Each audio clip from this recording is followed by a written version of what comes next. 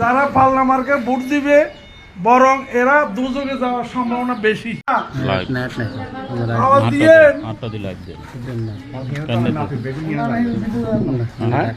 আপনারা কেমন আছেন গো? আলোচনা করতে আসছি। আমার নাম শুনছেন নি?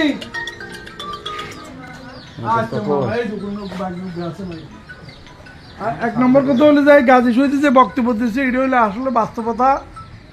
সত্য কথা হলো যাইয়া আল্লাহরে ভোট দিলে ব্যস্ত যাবে এটা হলো মিথ্যা কথা। এটা আমরা জানেননি। এটা তারা বিভ্রান্ত এগুলো নিয়ে আপনারা কখনো বিভ্রান্ত হবেন না, অন্য মহিলাদেরকে বিভ্রান্ত দিবেন না। বরং আজকে একটা ফেসবুকে দেখলাম যারা পাল্লা মার্কে ভোট দিবে বরং এরা দুযোগে যাওয়ার সম্ভাবনা বেশি।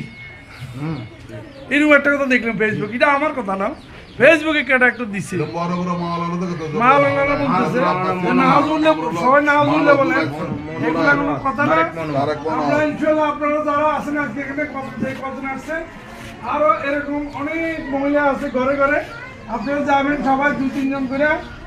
দরকার হলে আমাদের বাবুল আছে এখানে সভাপতি, কাদির আছে, জাকির আছে, এবং শাহজালাল আছে, আলমগীর আছে, এরা আপনাদেরকে সহযোগিতা করবে। আরো যারা আছে সহযোগিতা করবে, আপনাদেরকে পান সুপারির পয়সা দিব, পান সুপারি কিনে দিব, বিভিন্ন বাড়িতে যাইয়া আমাদের দানের শীষের পক্ষে কথা বলবে ইনশাল্লাহ। আগামীতে সারা দেশে বিএনপির যে অবস্থা আছে, এখন নির্বাচন হলে বিএনপি জামাতের কোনো অস্তিত্ব কোথাও নাই, শুধু সজ্জা নামে একটু খলখলানি আছে, আর কোথায় আছে কিনা সন্দেহ আছে। আর একটু জিনিস আমরা আজকে আসছি এখানে আপনাদের একটা কমিটি করার জন্য, যে আমরা মিটিংয়ে বসার আগে মামুন আপনাদের মামুনের পুতুলে আসবেন, মামুন নুপুরে আসবেন, ও রিং দিছিল, বলছে যে আরো কদিন করলে নাকি উনিও থাকতে পারতো, তো সে আগামী মাসে আসবে, আসলে আমরা আহ্বান করবো আপনাদের সাথে। আজকে এখানে শেষ করব। আগামীতে আমরা পৌরসভার যে সম্মেলন করব, সেই সম্মেলনে আপনাদেরকে অগ্রিম দাওয়াত। এবং আজকে আমরা আপাতত 5 জনের এখান থেকে একটা নাম নিয়ে তালিকা নিয়ে যাব বিএনপি নেতৃবৃন্দদেরকে নিয়ে। আপনারা কি এই ব্যাপারে সম্মতি আছে? 5 জনের নাম নিয়ে যাব,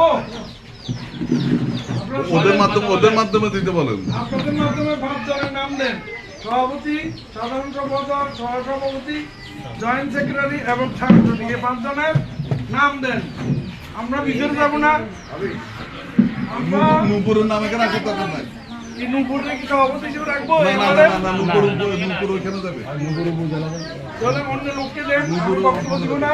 5 জনের নাম দেন। আমাদের সাধারণ সম্পাদক কাজী রফিকুল হাসান মোহাম্মদ আসার কথা,